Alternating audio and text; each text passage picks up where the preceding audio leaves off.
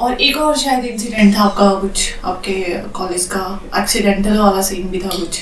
कौन सा? हाँ, वो तो सबसे डरावना, मतलब क्या बोलूँ मैं, वो हमारी इंटर्नशिप के टाइम पे हुआ था। और बीइंग फर्स्ट बैच आपके ऊपर थोड़ी वैसी भी रिस्पॉन्सिबिलिटी होती है कॉलेज में कि हाँ थोड़ा ट्रेंड सेटर बैच होता है। तो जैसे ही बच्चों को इंटर्नशिप में थोड़ी खुली छूट मिल जाती है तो थोड़े से वैसे हो जाते हैं कि हाँ अब तो हम कुछ भी कर सकते हैं, जब मर्जी घूमेंगे, जब मर्जी जाएंगे। तो मतलब वैसे तो मैं ज़्यादा कमेंट नहीं करूँगी इस बात पे, क्योंकि थोड़ा वैसा अच्छा भी नहीं लगता इसको डिस्कस करके।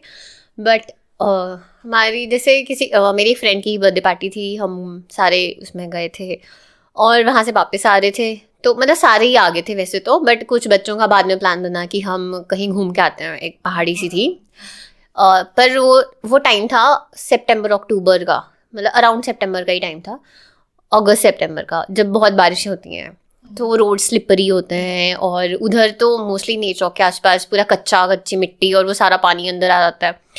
तो कुछ मतलब हमारे बैचमेट से गए थे, कहीं रात में चले गए थे, वो अराउंड 12 बजे के अराउंड तो गए सेलिब्रेट करने के लिए ऐसी। हाँ, मतलब वैसे तो हम जो मेन पार्टी थी वो तो ओवर कर देते हैं कॉलेज टाइम में, सारा मतलब हो जाता है। हाँ, तो वैसे ही गए थे वो सारे घूमने, मतलब सारे भी नहीं, 3 4 5 थे आई गेस। हाँ, तो वो चले गए थे रात में। उन्होंने सोचा कि हम ऐसी गेड़ी मार के आ जाएंगे, और फिर जब आने लगी तो जो चला रहा था उसका शायद बैलेंस लूज हो गया, या एक पहाड़ी है, मतलब एक मोड़ है, उसमें थोड़ा सा ध्यान से चलाना पड़ता है, और वो स्लिपरी रोड था, शायद उसका कंट्रोल नहीं रहा, तो वो मतलब एक्सीडेंट हो गया था उनका। और उसमें से एक मेरी बैचमेट ही थी, उसकी डेथ भी हो गई थी। तो ये थोड़ा सा वैसे मतलब हमारे बैच के लिए ही बहुत वैसा है कि सबको ही ऐसे था कि ये क्या हो गया, शॉकिंग न्यूज़ थी वैसे तो। हाँ, तो फिर उसके बाद काफ़ी, मतलब अभी तक वो केस चला हुआ है उसका। अच्छा, अभी तक चल रहा है? हाँ, वो ऐसे होता है कि कोर्ट केस, कोई भी मतलब ऐसे एक्सीडेंट कुछ होता है तो MLCs वगैरह कटती हैं, कोर्ट केस होता है। उस टाइम तो बहुत हंगामा हुआ था कॉलेज में। बट हाँ, सबके सैंपल लिए थे, ब्लड सैंपल्स वगैरह, अल्कोहल टेस्टिंग के लिए। और जिसके मतलब जिसकी डेथ हुई थी, अगर मतलब ऐसा था कि वो बहुत ही लेट रात में हुआ है ये, उसका ऐसा था कि अगर उसको टाइमली मिल जाती केयर विद इन 1 आवर तो शायद वो बच भी सकती थी। बट क्योंकि उसमें उन दोनों, मतलब जो जब हुआ तो उसमें से 2 ही थे जिनको थोड़ी होश थी, बाकी तो बहुत ही बुरी हालत में थे। तो उन्होंने जब कॉल भी उन्होंने थोड़ी देर के बाद किया होगा, और जब उनको ढूंढने पहुंचे हैं तो रात का 2-3 बजे का टाइम जब वो लोग आए, और फिर उसमें भी उनको दिखे ना, क्योंकि वो बहुत नीचे जा चुकी थी उनकी गाड़ी, मतलब वो मेन सड़क से बहुत बहुत नीचे थे। तो उनको ढूंढने में ही बहुत टाइम लग गया, और उसके बाद वो गाड़ी भी ऐसी हालत में थी बिल्कुल उल्टी, तो उनको निकालने में बहुत मुश्किल हुई है। तो इसलिए थोड़ा सा डिले हो गया था, इसलिए कह सकते हैं कि शायद। पर मतलब जिन्होंने किया था, उनको निकाला था, तो वो कह रहे थे कि उस टाइम मतलब जिसकी डेथ हुई थी वो लड़की ने ऐसे उसके हाथ पैर पकड़ लिए थे ज़ोर से, तो उसको लगा था कि अभी तो है, बट जब हाँ बच सकती है कि अभी है अलाइव, जब लेकिन हॉस्पिटल लेके आए थे तो रास्ते में ही मतलब हाँ मतलब एग्जैक्टली रास्ते में तो उन्होंने इतना किया, मतलब वो ऐसे थे कि सबको जल्दी से जल्दी हॉस्पिटल पहुंचाएं हम। तो रास्ते में इतना उन्होंने वो नहीं देखा था कि बार बार पल्स नहीं देख रहे होंगे। बट जब उन्होंने स्टार्टिंग में उसको कैरी किया था तो वो कह रहे थे कि ठीक है, अभी बच जाएंगे सारे। हाँ, यही लग रहा था उनको शायद बच जाए, बट बाकी तो बाकी चारों ठीक है। उसमें से एक और लड़की थी, वो बहुत मतलब सीवियर थी, तो सबको डाउट था कि शायद इसका भी थोड़ा मुश्किल है, बट PGI में रही उसके बाद तो बढ़िया ठीक हो गई है। तो उन्होंने भी फिर आपके साथ ही MBBS कंप्लीट किया? हाँ, उसने भी हमारे साथ, मतलब उसको थोड़ी सी, मतलब इंटर्नशिप में ऐसा होता है ना कि आपको हर डिपार्टमेंट में इतने दिन पूरे करने हैं। जैसे कुछ डिपार्टमेंट में लगती हैं हमारी 4 वीक्स की पोस्टिंग, कुछ में 2 वीक्स की लगती हैं, कुछ में 6 वीक्स की लगती हैं। तो वो उनका ऐसा होता है कि उनका प्रॉपर है, वो जो आपकी लॉग बुक साइन होगी तभी होगी जब आपने इतने दिन पूरे किए हैं, चाहे आप बीच में छुट्टियाँ लो, पर आपको एक्स्ट्रा डे लगाने पड़ते हैं। तो उसका फिर वो, क्योंकि उस टाइम वो हॉस्पिटल में थी तो उसका वो हो गया था, तो उसके बाद उसने एक्स्ट्रा, मतलब जब हमारी पूरी हो गई थी उसकी 1 महीना 1.5 महीना एक्स्ट्रा लगा के पूरी हुई थी। बट हाँ, वो ठीक है अब बिल्कुल, उसको वो इंसिडेंट ही याद नहीं है, मतलब अगर हम बात भी करते हैं। और बाकी के लोगों को थोड़ा बहुत याद है। मतलब ऐसा होता है कि ना हमारा ब्रेन थोड़ा सा मेमोरी को इरेज करने की कोशिश करता है, तो जो भी बैड मेमोरीज हैं कईयों को याद ही नहीं रहती, या कई मतलब कुछ हैं उनको PTSD होता था, जैसे इसको बोलते हैं post trauma stress disorder. Basically जैसे कोई भी ट्रॉमा हुआ हो तो रात में सपने आएंगे ऐसे डरावने, या वही इंसिडेंट दिखेगा बार बार।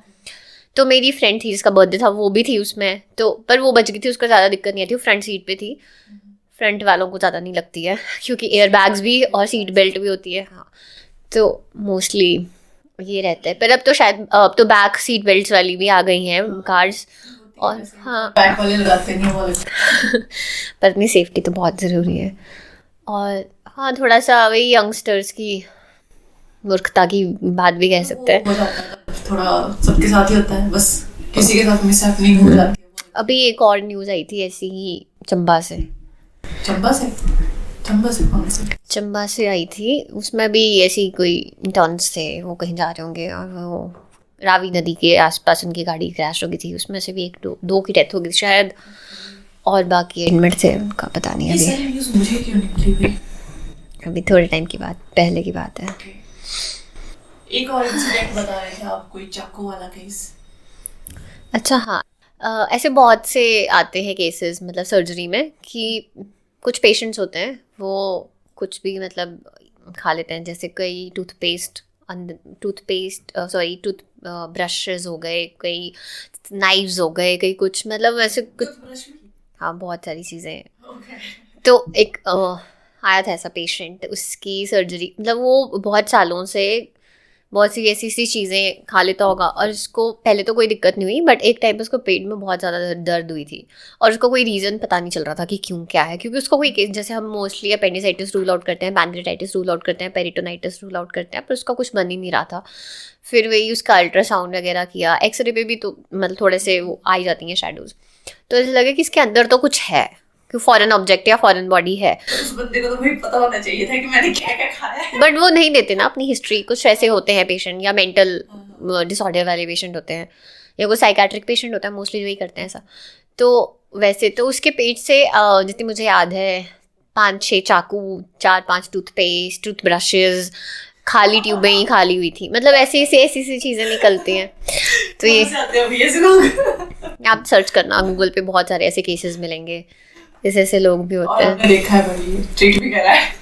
हाँ, मतलब ऐसे किसी सर्जन ने करा था, तो हमें तो न्यूज़ आई थी कि ऐसे पेशेंट है। बच गया था। एक्साइटिंग, हाँ, बच तो गया था भाई, वाला फिर से मत खाइयो। वो कुछ अपने बाल खाते हैं, ये भी एक डिसऑर्डर है। ये मैंने सुना है। हाँ, उनके पेट से ऐसे पूरे बॉल्स निकलते हैं, फिर स्क्रू ड्राइवर भी निकले थे। हाँ, ओके, तो आपकी MBBS कंप्लीट होने के बाद आपकी फर्स्ट ड्यूटी कहाँ लगी थी और आपका क्या एक्सपीरियंस था? ओके, MBBS में ये रहता है कि 4.5 ईयर की MBBS होती है, उसके बाद आपको 1 ईयर की मैंडेटरी इंटर्नशिप कंप्लीट करनी पड़ती है। तो मेरी फर्स्ट पोस्टिंग जनरल सर्जरी की पोस्टिंग थी, और ये 6 वीक्स की पोस्टिंग रहती है। इसमें मतलब इंटर्न्स को पहले तो बेसिक काम तो इंटर्न्स का होता है सैंपल कलेक्शन करना, बट सर्जरी में हमसे ड्रेसिंग्स कराते थे, हमें अराइल्स ट्यूब इंसर्ट करना सिखाया उन्होंने, फोलीज इंसर्ट करना, बाकी छोटी मोटी माइनर सर्जरीज कर लेते थे हम, जैसे सेबेशियस सिस्ट रिमूव करना, लाइपोमा रिमूव करना, सूचरिंग करना सिखाया था। और बाकी बहुत सारे मतलब जैसे प्रोसीजर्स होते हैं सर्जरी में, जैसे चेस्ट ट्यूब इंसर्शन होती है, सुप्राप्यूबिक कैथेटराइजेशन होती है, इन सब में असिस्ट कराते होते थे। और मतलब ऐसा होता था कि क्योंकि हमारे उस टाइम पे ना PGs थे नहीं इतने, क्योंकि PG अभी स्टार्ट भी नहीं हुई है, अभी DNBs फिर भी मतलब अभी से थोड़े टाइम से आना शुरू हो गए, बट जब हमारी इंटर्नशिप थी तो इतने नहीं थे, एक आधा DNB था, तो हम डायरेक्टली अंडर SR ही सीखा है काम। तो SRs को वैसे ऐसा होता है कि नॉर्मली आपको नहीं मिलता डायरेक्ट अंडर SR के काम करना, तो हम OTs में जाते थे। इवन मतलब उन्होंने काफ़ी कुछ सिखाया है हमें, बेसिक सर्जरीज में असिस्ट भी कराते होते थे।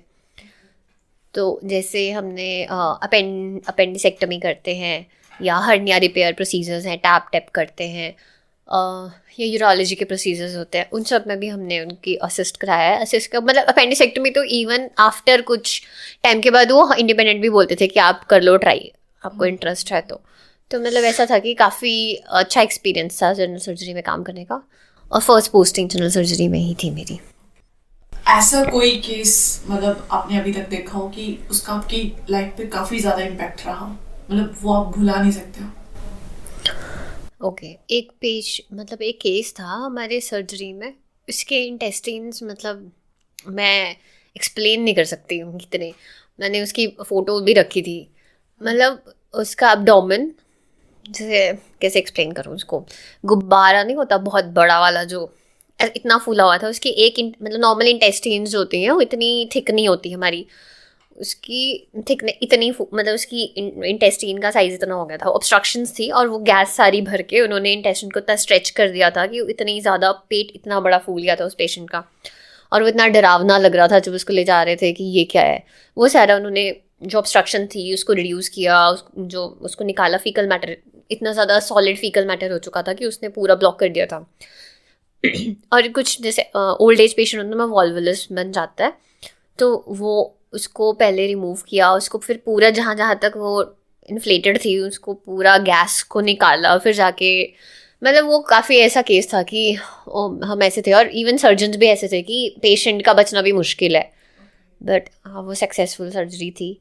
और बाकी ऐसे गायनी में भी हुआ है कि ट्विन्स जब डिलीवर कराते हो तो उसमें ऐसा होता है कि नॉर्मल दो ट्विन्स के बीच में हाफ एन आवर से कम का गैप होता है, कि 10-15 मिनट का गैप होता है कि एक ट्विन डिलीवर हो गया फिर दूसरा. तो इंटर्नशिप में ना हम, क्योंकि मैंने ऐसे बता दिया कि हमारे थे नहीं इतने JR उस टाइम, तो हम इंटर्न से ही करवाते होते थे. तो उस टाइम एक हमारी एक JR थी, वो मतलब उनकी 24 आवर्स ड्यूटी से ज़्यादा हो गया था और वो बहुत थक गई थी. तो उन्होंने बोला कि मैं रेस्ट करने जा रही हूँ, कुछ ट्विन वाली होगी तो ले लेना, अगर तुम्हें लगेगा कॉम्प्लिकेशन तो उठा देना. तो उस टाइम वो हो गई उसकी, मतलब फुली डायलेटेड थी पेशेंट, उसको पेन आना शुरू होगी, हेड इंगेज हो गया था. तो फर्स्ट तो मैंने ले ली डिलीवरी और उसके बाद हम वेट कर रहे थे कि सेकेंड मतलब इंगेज हो जाएगा. 10-15 मिनट हो गए. फिर 20 मिनट्स के अराउंड मेरे को ऐसा लग रहा था कि ये तो ज़्यादा डिले हो रही है और हमें शायद फोर्सेप लगाने पड़ेंगे. बट वहाँ सिस्टर थी जो काफ़ी एक्सपीरियंस थी, उन्होंने बोला कि नहीं कई पेशेंट्स में 30 मिनट तक भी हम देख लेते हैं, आ जाती हैं, कोई बात नहीं. तो मुझे तो ऐसा लग रहा था कि मुझे बुलाना चाहिए अपने JR को, क्योंकि कोई कॉम्प्लिकेशन होती है तो फिर ड्यूटी उनकी उनके ऊपर आएगी बात. बट मैंने सोचा मैं बुलाती हूँ और मेरा फ़ोन दूर था क्योंकि ग्लव्स पहन के पूरा उसमें रेडी हुई थी. बच्चे का हेड आने लग पड़ा. मैं बोला ठीक है हम कराते हैं.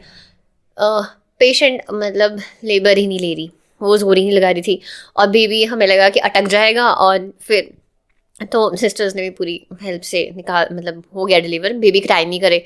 और फिर हमने उसको थोड़ा सा मतलब रब किया, सक्शन करी, पर फिर भी थोड़ी सी प्रॉब्लम आ रही थी बेबी को. तो फिर ऐसा होता है कि निकू साथ में होता तो वो लेके चले गए कि निकू में क्राई करे. और हमारी जो सीनियर थी वो ऐसे थी कि मुझे क्यों नहीं बुलाया, फोर्सेप्स से डिलीवरी करानी थी, ये है वो है. बट हाँ बेबी सर्वाइव कर गया था. बट हाँ थोड़ा सा ना डरावना वो भी रहता है कि जब तुम्हारे ऊपर है और ऐसा कुछ केस हो जाए तो. बट हाँ बेबी बच गया था. फिर हम ऐसे थे कि शुक्र है उसको कुछ नहीं हुआ. ओके, तो एज अ डॉक्टर आपको क्या लगता है कि सबसे बड़ी चुनौती क्या आती है? चुनौतियाँ तो बहुत सारी हैं वैसे, पर सबसे बड़ी आजकल की डेट में ये है कि पेशेंट के घर वालों को कन्विंस करना. अगर जैसे आपके सामने कोई डेथ हो जाती है फॉर एग्जांपल, और आजकल बहुत सारे लोग ऐसे हैं जो एक्सेप्ट करने को राज़ी नहीं है कि उनका पेशेंट ही इतना सिक था कि मतलब कई बार ब्रॉड डेड ही होते हैं पेशेंट, लेकिन फिर भी वो मानते नहीं हैं, डॉक्टरों को मारपीट करना शुरू कर देते हैं. मतलब थोड़ा सा एक तो सेफ्टी का रहता है इशू, और दूसरा ये है कि डेथ डिक्लेयर करना बहुत बड़ी वो है कि आगे वाला पता नहीं कैसे लेगा उसको. हाँ मतलब वही एंगर में या उसको उसकी सैडनेस में, इतनी फ्रस्ट्रेशन से. तो ये सबसे बड़ी वो लगती है मुझे कि थोड़ा सा है इसके लिए. हैप्पी चीज़ें तो बता सकते हैं, हैप्पी चीज़ें तो हर कोई खुशी होगा सुन के तो. बट हाँ थोड़ा सा कि जब किसी का लव्ड वन होता है तो फिर थोड़े से कई लोग बहुत ऐसे फ्रस्ट्रेशन में रिएक्ट करते हैं, कई लोगों को वो थोड़ा सा इशू है इसमें. बाकी तो एक्साइटिंग भी बहुत है प्रोफेशन वैसे तो. मतलब यही है कि अगर आप लॉन्ग टर्म, चैलेंज तो हर स्टेज पे ही है वैसे. एग्जाम प्रिपरेशन करना भी एक चैलेंज है, पेपर पास करना भी चैलेंज है आजकल की डेट में. और बाकी जो PG थोड़ी सी टफ रहती है अगर आप मेन स्ट्रीम ब्रांचेस लेते हो. 24 आवर्स 36 आवर्स की ड्यूटीज़. इवन लोगों को खाने का टाइम नहीं है, पानी पीने का टाइम नहीं मिलता है. वो हॉस्पिटल में ही रह रहे हैं, नहा 3-4 दिन के बाद रहे हैं, ब्रश करने का टाइम नहीं. मतलब ये थोड़ा सा ज़्यादा हो जाता है. वर्क लाइफ बैलेंस थोड़ा सा मुश्किल है कुछ ब्रांचेस में. नेक्स्ट क्वेश्चन यही था आपसे वर्क लाइफ बैलेंस बन पाता है क्या? वर्क लाइफ बैलेंस जैसे अगर मैं मेडिसिन, जनरल सर्जरी, ऑब्स की बात करूँ तो जब जीआरशिप आप कर रहे हो 3 साल की, उस टाइम तो आप एक्सपेक्ट ही मत करो कि वर्क लाइफ बैलेंस होगा इन ब्रांचेस में। पर उसके बाद ऐसा होता है कि जब आप सीनियर एसआरशिप कर रहे हो या कंसल्टेंट बन गए हो तो वो आपकी इतनी हेक्टिक ड्यूटीज़ नहीं रहती। हाँ, फिर थोड़ा, हाँ, जनरल सर्जन को तो फिर भी, क्योंकि नाइट में भी कोई भी कॉल आ सकती है, अगर आपकी ड्यूटी है, ऑन कॉल भी हो आप फिर भी आ सकती है कि कोई इमरजेंसी केस है, किसी अगर कोई जैसे बहुत ही किसी बड़े जैसे मंत्री होते हैं या मिनिस्टर्स उनके आ जाते हैं, तो वो मोस्टली ये चाहते हैं कि जो हॉस्पिटल का बेस्ट सर्जन है या कोई कंसल्टेंट बेस्ट है उसी से ही करवाएं हम। ये थोड़ा सा है इंडिया में, बट तो फिर वैसी वाली चीज़ें रहती हैं। बाकी थोड़ा लाइट हो जाता है आफ्टर 3 years। पर ये आपकी जो पीजी है जब आप कर रहे हो तो वो थोड़ी सी हेक्टिक रहती है इन ब्रांचेस में। तभी आजकल बहुत से लोग एनेस्थीसिया, साइकेट्री या ऑप्थेल्मोलॉजी, एनटी ऐसी वाली ब्रांचेस ले रहे हैं जिसमें थोड़ा सा बंदे को अपनी लाइफ जीने का भी टाइम मिले और वर्क भी करे जिसमें वो इंजॉयबल। तभी इस पर थोड़ा सा सर्च ज़्यादा है ऐसी वर्क लाइफ। आजकल बहुत सारे बच्चे नॉन क्लिनिकल भी चूज़ कर रहे हैं। पहले तो ऐसा रहता था कि नॉन क्लिनिकल वालों को, क्योंकि जनरल पब्लिक को नहीं पता कि वो हैं, जैसे जो उनको देख रहा है उनके लिए वही डॉक्टर है, जो डायरेक्ट उनके कंटैक्ट में नहीं है तो उनको क्या पता है वो कौन है। पर अब कुछ लोग इसको ऐसा मान रहे हैं कि ये अच्छा भी है। मतलब जैसे अभी आप हर दिन सुनोगे कि आज इनकी लड़ाई होगी, डॉक्टर्स को ये मार दिया, किसने उधर, मतलब हर दिन का ही यही है। तो फिर कुछ बच्चे ऐसा सोचते हैं कि जब यही होना है तो उससे अच्छा कि हमारी इंटरेक्शन ही ना हो ज़्यादा, हाँ, बैक स्टेज काम करें, हम खुश हैं अपने काम करके। तो इसीलिए ये भी है थोड़ा सा। ओके, तो आप कौन सी ब्रांच में वैसे इंटरेस्टेड हो? कौन सी ब्रांच में पीजी करना चाहते हो? चाहने और मिलने में बहुत फर्क है। मुझे जैसे सर्जिकल ब्रांचेस पसंद है कि जिसमें थोड़ा सर्जिकल एक्सपोजर भी रहे। तो देखते हैं अभी क्या मिलता है। मिल जाएगी थोड़ी सी सर्जिकल ब्रांच और थोड़ा वर्क लाइफ बैलेंस वाली तो ठीक है। आपको क्या लगता है कि डॉक्टर्स का जो प्रोफेशन है उसमें इनफ रिस्पेक्ट मिलती है?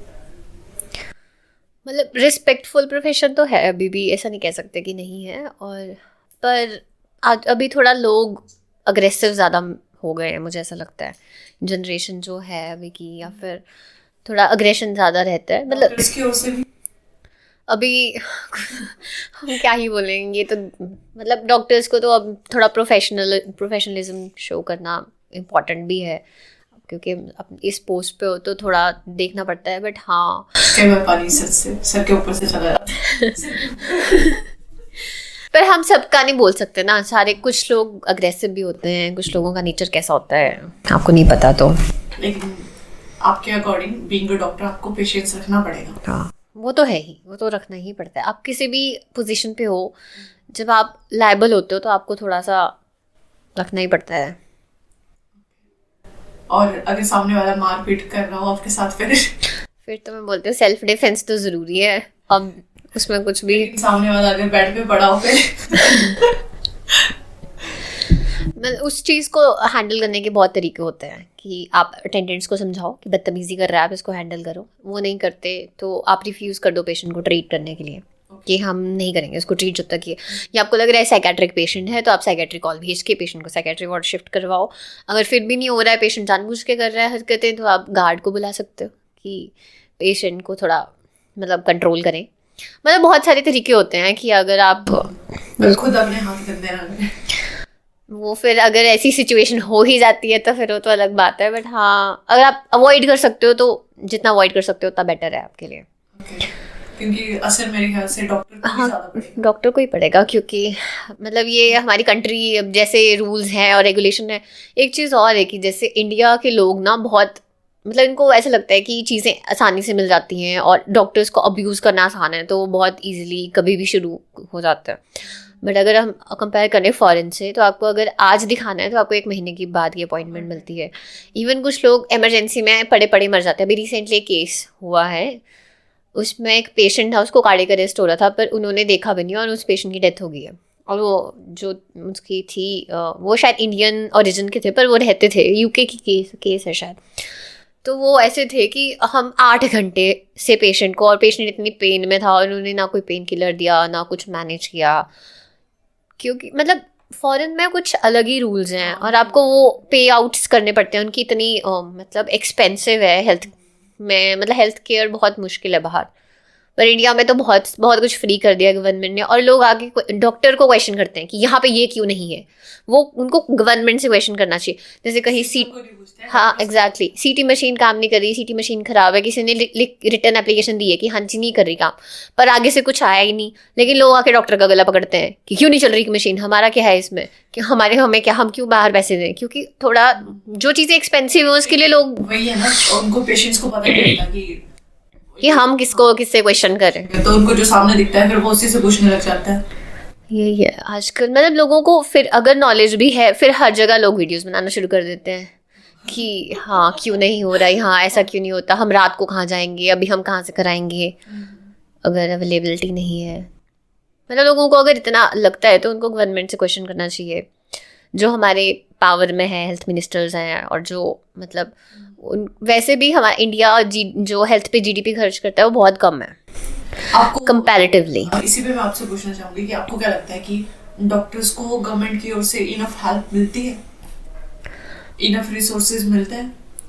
वो ये तो मैं हर जगह नहीं बोलूँगी, बहुत हाँ, किसी भी आप चले जाओ, किसी भी हॉस्पिटल में जो गवर्नमेंट रन हॉस्पिटल है, कुछ ना कुछ तो ख़राब आपको वहाँ मिलेगा ही मिलेगा, कुछ ना कुछ एड अगर किसी ने रिक्वेस्ट करके डाली हुई है तो वो सालों साल वो एप्लीकेशंस ऐसी रखी चली जाती हैं, पर कोई इतना वो नहीं करता जब तक कोई किसी का खुद का नोन कुछ उसमें ना हो, या किसी का पॉलिटिकल बैकग्राउंड हो, या पॉलिटिकल मतलब थोड़ा वैसा है कि हर जगह बहुत मुश्किल है। और कॉलेजेस गवर्नमेंट ने बहुत खोल दिए हैं, इतने सारे एम्स खोल दिए हैं, पर आप कभी भी कहीं भी जाके पता करो एम्स में स्टाफ की इतनी शॉर्टेज है, वो इतने ज़्यादा ओवरवर्कड स्टाफ है वहाँ पे कि एक मतलब अगर किसी को छुट्टी चाहिए तो मतलब बहुत मुश्किल हो जाता है कि जो दूसरा है उसको फिर एक्स्ट्रा मतलब बहुत ही 4-4 दिन लगातार काम करना पड़ रहा है, वर्कलोड। हाँ जी, तो ये बहुत वो है कि गवर्नमेंट बिल्डिंग्स तो बनाई जा रही है पर लोगों को रिक्रूट भी तो करे, और वहाँ पे वो इंस्ट्रूमेंट जो आप वादा करते हो कि हाँ ये है, यहाँ से हम ये शुरू करेंगे, वो प्रोवाइड ही नहीं करना है, वो ट्रेनिंग्स ही नहीं करानी है स्टाफ की, जो भी मतलब डॉक्टर्स को छोड़ के जो हमारा बाकी पैरामेडिकल स्टाफ होता है उनकी भी प्रॉपर मतलब होनी चाहिए ट्रेनिंग, जो भी नए इंस्ट्रूमेंट आप स्टार्ट कर रहे हो या मतलब, तो वो सब इंस्ट्रूमेंट्स ला के रख दी जाती है तो फिर उनको ट्रेन भी नहीं करवाया जाता पहले। हाँ मतलब ये बहुत ही मिसमैनेजमेंट है गवर्नमेंट की। तो फिर इंस्ट्रूमेंट्स आपके जो डिक्लेयर करे होते हैं कि हाँ ये आएंगे, वो भी बहुत लेट आते हैं, मतलब बहुत वो है, मुश्किल है। अगर किसी ने खुद से मतलब कोई चाहता है कि हम यहाँ पे ये स्टार्ट कराएं तो उसको खुद से ही बहुत ज़्यादा वो करना पड़ता है, भाग दौड़ करनी पड़ती है। कि जैसे हमारे एक सर थे सर्जरी में, उन्होंने लैप्रोस्कोपिक पहले ओपन अपेंडिसेक्टमी, ओपन कोलिसिस्टेक्टमी होती थी, तो वो चाहते थे कि मतलब कि उन्होंने सीखी हुई थी लैप्रोस्कोपिक हो, तो उन्होंने बहुत कोशिश करी। जब से हमारा बैच स्टार्ट हुआ तो वो तब से मतलब वो एप्लीकेशंस डाल रहे थे, पर्सनली जाते थे मिलने जो है पावर में कि मिनिस्टर से, कि उनकी थी भी थोड़ी बहुत बैकिंग, पर वो जाते थे खुद की मतलब ऐसा इशू हो जाए। तो फिर जब हमारा इंटर्नशिप स्टार्ट हुई थी तब उस टाइम आ गया था, लैप्रोस्कोपी से होने लगा था सब कुछ। अब तो काफ़ी जगह हो गई है शुरू। अब रोबोटिक का है कि रोबोटिक से होती हैं सर्जरीज, तो अभी IGMC और टांडा में चल रही है रोबोटिक्स, अब धीरे धीरे हाँ वहाँ पे चल पड़ी है। मतलब ये है ना कि मुश्किल टाइम लगता है चीज़ों को, काफ़ी जगह शुरू हो जाता है, पर ये एक्सपेंसिव इंस्ट्रूमेंट्स में जैसे किसी की MRI मशीन मान लो ख़राब होगी, वो 1-2 करोड़ की आती है। गवर्नमेंट उतना फंड मतलब गवर्नमेंट फंड भी हो फिर भी इशू करने में बहुत वो करेंगे कि इस हॉस्पिटल को कर दिया तो सामने वाले दूसरे वाले बोलेंगे कि हमें क्यों नहीं फंड इशू हो रहा है, या बहुत सारा कुछ। हाँ तो बहुत वैसा कुछ होता है कि, और फिर वही मैं बोल रही थी कि लोग तो डॉक्टर को भी क्वेश्चन करते हैं कि हाँ जी हमें तो ट्रीटमेंट चाहिए, हमारा क्यों बाहर से हम पैसे क्यों दें। वो भी थोड़ा सा है, जनरल पब्लिक को अवेयरनेस होनी चाहिए। वो प्रॉपर सपोर्ट डॉक्टर्स को नहीं मिलती है गवर्नमेंट की ओर। हाँ वो तो है ही, वो नहीं मिलता, उतना सपोर्ट नहीं मिलता। और तो आपने देख लिया होगा कुछ भी होता है तो डॉक्टर आपने कोविड के टाइम में भी सर्व करा था राइट, तो कोविड के टाइम का आपका कैसा एक्सपीरियंस था? ये अच्छा याद दिलाया आपने। कोविड का एक्सपीरियंस बहुत ही गंदा था, मतलब ऐसे रोज़ इतनी डेथ्स देखना रोज़, लाइक ऐसे पेशेंट्स थे। और हमारे पास उस टाइम CPAP होता है, एक इंस्ट्रूमेंट जो 100% ऑक्सीजन डिलीवर करता है, पर CPAP एक्सपेंसिव होता है और गवर्नमेंट सप्लाई बहुत ही कम CPAPs की होती थी, और अगर होते भी थे तो मतलब जैसे ये तो वैसा हो जाएगा कि इंटरनल बात बता दी, पर बहुत जैसे कोई किसी पॉलिटिकल है कोई तो उनको पहले रिक्रूट कर देते थे, या पर्सनल कोई है हॉस्पिटल का या उन, और फिर जिसको ज़रूरत है वो फिर वेंचुरी मास्क पे या कुछ, तो उनको उतनी मिल ही नहीं पा रही थी, थे भी वो बहुत कम, हाँ थे भी बहुत कम जो CPAP थे, और जिनको मतलब जो बहुत ही ऐसे होते थे, मतलब ऐसे ऐसे पेशेंट देखे हैं कि मतलब एयर हंगर से मरे हैं, बहुत चिल्ला रहे होते थे, और बहुत मतलब रोज़ हमने जाना, और 6-7 डेथ्स रोज़ की, और मतलब ऐसा होता था कि एक्चुअली कोविड के टाइम पे आप डायरेक्टली भी नहीं जा सकते थे, आपको डॉन मतलब वो इंस पूरा पहनना पड़ता था PPE किट, तो उसको डॉन करने में, उसको पहनने में 5-6-7 मिनट तो आप रख लो, और सिक पेशेंट जब होता था तो वो उधर से आवाज़ लगाते थे कि जल्दी आओ जल्दी आओ, और जितनी देर में हमने पहुंचना CPR देना शुरू करना उससे पहले ही पेशेंट जा चुका होता था, और फिर उसके बाद इतना गिल्ट होता था खुद को भी कि, पर वो बहुत ही हेक्टिक ड्यूटीज़ वैसी भी थी क्योंकि पूरा इतना वो पहन के अंदर 1-2 घंटा जैसे पूरा घूमते थे हम, उसके बाद नहाना पड़ता था, पहले उसको डॉग खोलना, फिर नहाना, फिर चेंज दूसरे जो स्क्रब्स मिलते थे उनको पहन के निकलना, फिर उतनी देर में फिर से कोई बुला देता था कि अब इस पेशेंट ये सिक हो गया, अब वो सिक हो गया, फिर से डॉन करके जाओ, मतलब दिन में वो 3-3 बार डॉन ऑफ ही चला हुआ था कि पहन के जाओ वो सारी किट, और ऐसा होता था कि जब तक पहन के जा रहे हैं फिर एनेस्थीसिया वाले की जरूरत पड़ जाती थी इंट्यूबेट करने के लिए, फिर जब तक वो एनेस्थीसिया कॉल भेजते थे तब तक पेशेंट चले जाते थे, मतलब ऐसी बहुत ही गंदी डेथ्स देखी हैं उस टाइम पे, तो अच्छा एक्सपीरियंस था नहीं वैसे। मतलब ये तो है ही कि मेडिसिन में तो आपको आप वैसे हो जाते हो कि हाँ हर रोज़ कोई ना कोई सिक पेशेंट तो जाएगा ही, बट इतने ज़्यादा यंग पेशेंट्स की डेथ देखना, और मतलब आपकी खुद की एज के हैं, कुछ छोटे बच्चे भी होते थे, बहुत मतलब ऐसा लगता था कि ये क्या मतलब देखना पड़ रहा है, क्यों ये सब हुआ है, बट ठीक है, मेरे को खुद 2 बार कोविड भी हो गया था, बट थोड़ा सा ये था कि हाँ यंगस्टर्स को इतना अफेक्ट नहीं कर रहा था, उतना वो नहीं था, बट एक हमारे सर थे PSM के, उनकी डेथ भी हो गई थी कोविड में, आपके सर की? हाँ, तो मतलब था तो बहुत ही सीवियर, सेकेंड वेव तो बहुत सीवियर थी उस टाइम, ज़्यादा डेथ्स हुई हैं, और लोग मतलब ऐसे आते थे कि ऐसी हालत में उस टाइम लोगों को अंतिम संस्कार करने भी नहीं मिल रहा था, क्योंकि वो जाके क्रिमेशन हाउस में बरी कर देते थे, बाहर लोग इतने चिल्लाते होते थे हॉस्पिटल के बाहर, जो उनके रिलेटिव्स होते थे, वो सब देख के तो बहुत ही हॉरिफाइंग था कोविड का एक्सपीरियंस। तो लास्ट में आपसे 2 क्वेश्चंस और, आपको क्या लगता है कि चेंजेस जो आपको लगता है कि मेडिकल सिस्टम में चेंजेस होने चाहिए, आने चाहिए? ओके, फर्स्ट ऑफ ऑल तो जैसे मतलब जो गवर्नमेंट हॉस्पिटल होते हैं, मतलब जो हमारा मेडिकल कॉलेज है उसका तो वो तो फिर भी ठीक है, पर जो नॉर्मल ये PHC स्टार्ट किए हैं गवर्नमेंट ने, या फिर जो सिविल हॉस्पिटल्स होते हैं उसमें प्रॉपर मतलब जो एग्जामिनेशन रूम होता है या लेबर रूम्स होते हैं, उनका ना प्रॉपर कैटेगराइजेशन या प्रॉपर जैसे सारे इंस्ट्रूमेंट अवेलेबल नहीं होते, या फिर जो एग्जामिनिंग बेड नहीं होगा, या जो मतलब मेरे को ऐसा लगता है कि या तो जो अपरेटस या जो मतलब ऊपर से इंस्ट्रूमेंट्स भी नहीं होते, डॉक्टर्स खुद लेके जा रहे हैं बहुत जगह, तो ये भी है, और जैसे मतलब कहीं एक्सरे रूम बना दिया है, वहाँ मशीन नहीं है, या वहाँ टेक्नीशियन नहीं है, अवेलेबिलिटी नहीं है, तो मतलब इन सब छोटी छोटी चीज़ों को अगर इम्प्रूव किया जा सके, और हेल्थ, और दूसरा डॉक्टर्स पे आउट बहुत कम है हिमाचल में, कंपेयर करूँ किसी भी स्टेट से, UP से या पंजाब हरियाणा से कंपेयर करूँ, तो हिमाचल में डॉक्टर्स को जो पे मिलती है वो एक मतलब जो एक पे कमीशन के हिसाब से जो PN की पे है उसके भी बराबर ही है। इट्स लाइक जो हिमाचल में अभी MOs लगे हैं उनको 33,500 मिलता है, हाँ, जो हिमाचल गवर्नमेंट दे रही है उनको, और बाकी सेंटर से अलाउंसेस आती हैं, बट वो 3 मंथ में एक बार या ऐसे कुछ होता है कि मतलब इकट्ठे नहीं आती, तो वो भी ज़्यादा नहीं मिलती, मुश्किल से 10-15 हज़ार मिलते होंगे। तो मतलब वैसे अगर हम कंपेयर करें, एक मतलब अगर मैं प्राइवेट सेक्टर की बात करूँ, प्राइवेट सेक्टर आपको ठीक पे दे देता है, मतलब उनको काम चाहिए वो they will pay you, depend, but government में तो काफ़ी मुश्किल है ये थोड़ी सी, मतलब ये हिमाचल गवर्नमेंट का मतलब ये रहेगा कि अगर ये थोड़ा सा पे इम्प्रूव कर दें तो कोई खुशी से विलिंगली काम करने को भी, अब किसी को ऐसा पता है कि इतनी कम मिल रही हैं तो थोड़ा सा हो भी जाती है ये, क्योंकि प्राइवेट वाले अच्छी दे रहे हैं अगर आपको।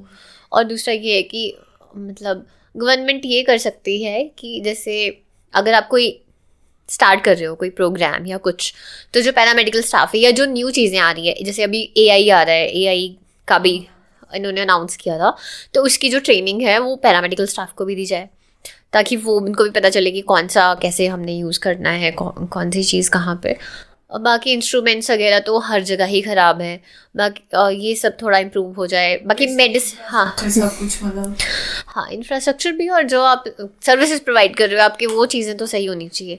और तीसरा ये है कि जो लैब्स हैं, जिनकी लैब्स होती हैं उसमें भी बहुत इश्यूज रहते हैं, उनकी लैब्स रिजल्ट प्रॉपर नहीं होते। कभी हम बाहर से या हम लाल पैथ या जो हमें पता है कि ये अच्छे लैब्स हैं उनसे कंपेयर करें तो बहुत डिफरेंस आता है। कई बारी उधर ज़्यादा ही दिखा रहे हैं, कोई पैरामीटर उधर नॉर्मल है, मतलब बहुत ये है। और दूसरा जो गवर्नमेंट की जो सप्लाई है, जो मेडिसिन की सप्लाई है, वो गवर्नमेंट सेटअप में बहुत बेकार सप्लाई आती है कुछ मेडिसिन की। जैसे अगर बेसिकली एक ड्रग की बात बताती हूँ, एडिनोसिन होता है, PSVT के लिए हम देते हैं। तो एक बार हमने एक पेशेंट था वो PSVT में चला गया था, तो उसको हमने गवर्नमेंट वाली एडिनोसिन लगाई थी। पेशेंट रिवर्ट ही ना करे, मतलब सारे डॉक्टर्स ऐसे थे कि इतनी एडिनोसिन से एक सिंगल उससे ही जब ऐसे इंजेक्शन लगाते हैं तो रिवर्ट कर जाता है। फिर उन्होंने बाहर से मंगवाई और बाहर से उसको जैसे ही दिया है और वैसे ही उसका टैकीकार्डिया रिवर्स हो गया था। तो मतलब वैसे थे कि बहुत सारी ऐसी मेडिसिन हैं जिनकी क्वालिटी को इम्प्रूव करना इम्पॉर्टेंट है। तो और वो फार्मास्यूटिकल्स के साथ जो गवर्नमेंट करती है, और शायद जो गवर्नमेंट का टाइप है फार्मास्यूटिकल्स के साथ, उसमें जो क्वालिटी चेक करते हैं उसमें थोड़ी इम्प्रूवमेंट होनी चाहिए। क्योंकि मतलब अगर आप किसी को भी पूछो, किसी भी डॉक्टर को पूछो कि आप खुद लेना चाहेंगे ये वाली दवाइयाँ, तो they will not recommend you. वो बोलेंगे कि आप बेस्ट ब्रांड की बेस्ट मेडिसिन लो, क्योंकि वो चीप होती है गवर्नमेंट वाली, इसलिए मतलब जनरल पब्लिक को मतलब अवेलेबल, क्योंकि लोग बाहर से लेना नहीं चाहते क्योंकि एक्सपेंसिव होती है मेडिसिन। बट ये है कि उसकी क्वालिटी मतलब उतनी तो हो कि मिनिमम कुछ तो पेशेंट को फ़र्क पड़े।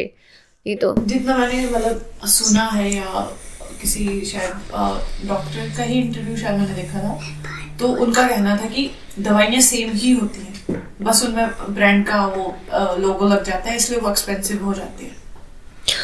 वो थोड़ा नहीं, ऐसा ज़रूरी नहीं है, क्योंकि हर मतलब क्वालिटी में मतलब फ़र्क होता है। आजकल बहुत सारी ड्रग्स मिस ब्रांडेड यूज़ हो रही हैं, कि वो ड्रग जैसे फॉर एग्जांपल अगर मैं 650 mg PCM की बात करूं, तो कुछ ऐसे होते हैं कि उतनी डोज नहीं है उसमें, वो ऐसे लेबल वो करके दे देंगे 250 mg मतलब वो 250 mg कर रहे हैं डिलीवर, पर वो ब्रांड का नाम उन्होंने डोलो ही रखा है फॉर एग्जाम्पल, नाम डोलो रखेंगे, दे उतनी रहे हैं। तो उससे क्या फ़ायदा, उससे कोई फ़ायदा होगा भी नहीं, क्योंकि हमारी ऐसा होता है ओरल जो भी आप मेडिसिन लेते हो वो हाफ हमारी एक्सक्रीट हो जाती है, मतलब जो हमारी बॉडी अब्जॉर्ब कर रही है ना, उसको बोलते हैं फर्स्ट पास मेटाबॉलिज्म, की आधा आपके लिवर में चले जाती है दवाई, आधी आपकी किडनीज के थ्रू एक्सक्रीट हो जाती है, थोड़ी बहुत जो है अमाउंट रहता है वो उसको बॉडी अब्जॉर्ब करती है।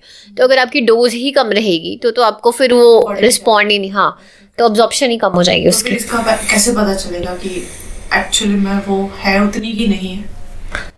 या इन्होंने क्या किया होता है, जो मिस ब्रांडेड ड्रग्स होती हैं उनके लेबल्स, जैसे अगर आप लेबल देखोगे पीछे देखोगे तो वो प्रॉपर डोज लिखी होती है कि इतनी डोज ये है, तो उसमें वो शॉर्ट, क्योंकि आजकल ऐसा होता है कि जो कंपनीज पास भी नहीं करती है ना कंपनीज, तो उनको पूरा लिखना पड़ता है कि इतनी, तो उन्होंने बहुत ही छोटे उसमें वो डोज लिखी होती है कि ये इतनी mg की है।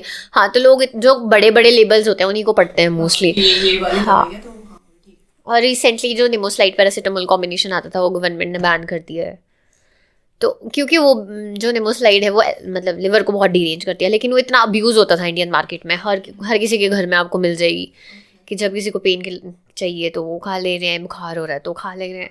तो ऐसे बहुत सारी ड्रग्स हैं जो हाँ बहुत, ये तो है ही इंडिया में कि जब कुछ होता है, ये एंटीबायोटिक अब्यूज़ वाली बात भी है कि किसी को कुछ छोटी सी बीमारी हो रही है तो हम एंटीबायोटिक खा लेंगे, तो उसकी वजह से एंटीबायोटिक रेजिस्टेंस, क्योंकि लोग एक तो कोर्स पूरा नहीं करते, दूसरा ऐसा होता है कि बैक्टीरिया म्यूटेट करके उसको फ़र्क ही नहीं पड़ता, फिर अगली बार आप वो खाओगे। इसकी वजह से ऐसा हो रहा है कि जो बेसिक दवाइयाँ थी, मतलब ऐसा होता है कि कुछ भी बेसिक इन्फेक्शन होता है पेशेंट्स को, तो वो वाली ड्रग जो उसने ऑलरेडी अब्यूज़ कर चुका है वो तो उसको काम ही नहीं करेंगी, तो उसको हायर डोज ऑफ एंटीबायोटिक्स चाहिए। और दूसरा ये भी है कि बहुत सारे क्वैक्स हैं, मतलब हिमाचल में तो शायद इतने नहीं है, मैंने पंजाब में जैसे देखा था कि हर किसी के घर में क्लिनिक है, चाहे उसने BMS करी है या BMS नहीं भी करी है तो भी वो खुद को डॉक्टर ही समझते हैं। आई डोंट नो कैसे। फार्मासिस्ट मैंने देखे, उन्होंने अपने क्लिनिक खोले हुए हैं, उनके पास जाके पेशेंट चेक करा रहे हैं। एग्जैक्टली। तो मतलब ऐसा है कि उनको नाम जैसे लोग ऐसे ही बोल देते हैं कि ऐसे ऐसे है, या किसी के पास काम कर लिया तो वैसे क्वैक्स बन जाते हैं। लाइसेंस नहीं चेक होते। आई डोंट नो क्या है, जो गाँव है उसमें तो कौन देख रहा है। तो ये दवाई दे रहे हैं तो हाँ, इनको पता है भाई ये डॉक्टर है। हाँ, बस लोगों में वैसे ही फेमस हो जाते हैं। तो वो बहुत सारी लोकली ऐसी एंटीबायोटिक्स लिख देते हैं, स्टेरॉइड्स लिख देते हैं। तो उन्होंने इतना स्टेरॉइड अब्यूज़ करा रखा है पेशेंट्स को, इतना ज़्यादा एंटीबायोटिक अब्यूज़ करा रखा है कि अब बहुत ही मतलब जो हायर डोज के एंटीबायोटिक्स हैं जो कि बहुत सीरियस इन्फेक्शन में यूज़ होनी चाहिए थी, वो अब यूज़ करनी पड़ रही हैं उन लोगों की ट्रीटमेंट्स करने के लिए, क्योंकि उन्होंने बेसिक तो सारी जो एंटीबायोटिक अब्यूज़ कर रखी होती है। ओके, तो अब मैं आपसे लास्ट क्वेश्चन पूछना चाहूँगी। तो अगर आप अपनी यंगर सेल्फ को, मतलब अभी आपने MBBS नहीं किया, आप छोटा, आपको कुछ पता नहीं, ठीक है, अभी आप 10th क्लास में ही हो, ओके, तो आप अपने यंगर सेल्फ को कोई अगर मैसेज देना, मतलब मैसेज क्या बोलूँ मैं, सलाह देना चाहोगे तो आप क्या सलाह दोगे? यही देना चाहूँगी कि हार्ड वर्क करते रहो ज़िंदगी में, कभी ना कभी आपको मंजिल मिल जाती है। तो मतलब हार नहीं माननी चाहिए, क्योंकि बहुत सारे लोग बहुत स्टेजेस पे ऐसा सेल्फ डाउट में चले जाते हैं, हार मान लेते हैं कि हाँ अब नहीं हो पाएगा ये। बट हाँ, अगर आपके पास है टाइम, एनर्जी, तो लगे रहना चाहिए अपने गोल में। अगर नहीं भी होता है तो कोई ऑल्टरनेटिव्स अच्छे मिल जाते हैं। मतलब आप पॉजिटिव रहो तो आपके साथ पॉजिटिव चीज़ें होती हैं। तो सेल्फ डाउट नहीं रखना चाहिए ज़िंदगी में। हर जो भी आपके साथ हो, मतलब एट द एंड भगवान में विश्वास करो और अपनी तरफ से कर्म करते रहो। फल की इच्छा मत रखो, फल खुद व खुद मिल जाते हैं। बस यही बोलना चाहूँगी कि मतलब ज़्यादा स्ट्रेस मत लो। हाँ, एग्जैक्टली, लगे रहो बस, जितना आपने पहले स्ट्रेस लिया। क्योंकि हाँ, स्ट्रेस लोगे तो वो चीज़ और ख़राब होती है। तो जितना स्ट्रेस आप कम लोगे उतना ज़्यादा आउटकम आपको रिसीव होगा। और इसके पॉजिटिव साइड बताएं तो MBBS में सिर्फ पढ़ाई नहीं होती है, इसके अलावा क्या क्या होता है? MBBS में सब कुछ होता है अगर आप करना चाहें तो। MBBS में आप ट्रैवल भी करते हो, MBBS में आप पार्टीज भी करते हो, MBBS में आप घूम भी सकते हो, आप फेस्ट एंजॉय करते हो।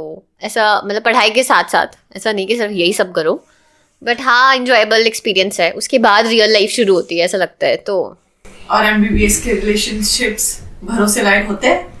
मतलब मैं सबके नहीं कह सकते कि भरोसे लायक होते हैं। बहुत सारे ऐसे मेरे बैचमेट्स इवन, या बहुत सारे बच्चे ऐसे होते हैं MBBS में कि हाँ ऐसे जब तक है तब तक ऐसे टाइम पास कर लेते हैं। बट कुछ होते भी हैं, जैसे मैंने कुछ देखे हैं मेरे बैचमेट्स भी जो अभी तक साथ हैं और वो प्लानिंग टू मैरी भी हैं, कि बहुत सारे लोगों की शादी भी हो जाती है।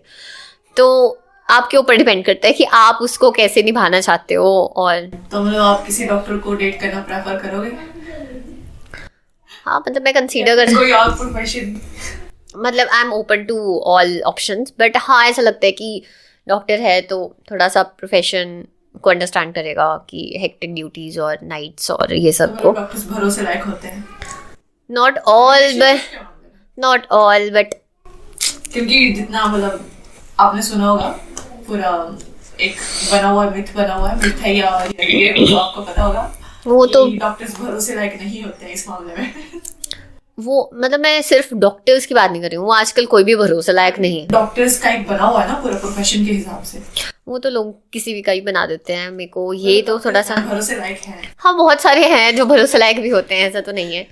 वो तो मैं जनरली बात करूंगी कि आजकल बहुत सारे लोग नहीं हैं, क्योंकि जो आजकल का हुकअप कल्चर है और लोग ऐसा चाहते हैं कि हाँ हम टाइम पास करके फिर चिल करेंगे, फिर जब रिस्पॉन्सिबिलिटीज़ वाली बातें आती हैं तब लोग बैक ऑफ कर जाते हैं। वो सिर्फ ऐसा नहीं है कि हाँ मैं डॉक्टर्स को ही बोल रही हूँ, आप इंजीनियर्स को ले लो, आप लॉयर्स को ले लो, आप किसी को भी किसी भी प्रोफेशन को ले लो। बट हाँ, ये लोगों ने थोड़ा सा बना रखा है कि हाँ डॉक्टर्स, पर उनका थोड़ा ये रहता है कि वो बिजी ज़्यादा रहते हैं, हमें टाइम नहीं दे पाते, इसलिए लड़कियाँ डेट नहीं करना चाहती। बट प्रोफेशन ही ऐसा है, ये मांगता है आपसे उतना हार्डवर्क और टाइम और सब कुछ। तो ऐसा मत सिंपली ऐसे बोल गया कि हाँ डॉक्टर्स लॉयल नहीं हो। या ओपन टू एवरीवन। उम्मीद है आपको हमारी बातें या हमारी जानकारी पसंद आई होगी। आपके मन में भी कुछ सवाल होंगे तो आप हमें कमेंट्स में लिख के पूछ सकते हो, ताकि हम और डेप्थ में जाके अवनिका से ये सवाल पूछ सके और आप तक वो जानकारी पहुंच सके। तो अब मिलते हैं नेक्स्ट वीडियो में। नेक्स्ट वीडियो कुछ और ख़ास होने वाली है, तो वीडियो को लाइक करना, शेयर करना और चैनल को सब्सक्राइब करना ना भूलें। Thanks for watching and all the best to Avanika Chandel.